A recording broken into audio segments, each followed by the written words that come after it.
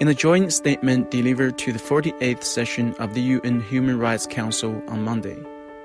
China and a group of countries emphasized the importance of the right to social protection. 享受社会保障是重要的经济社会、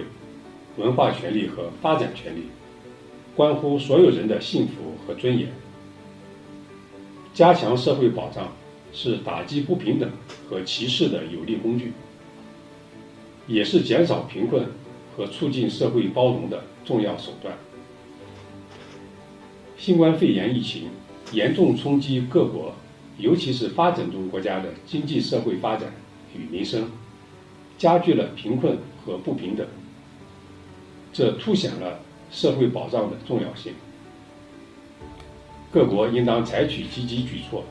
坚持以人民为中心的发展思想，加强社会保障体制建设，让发展成果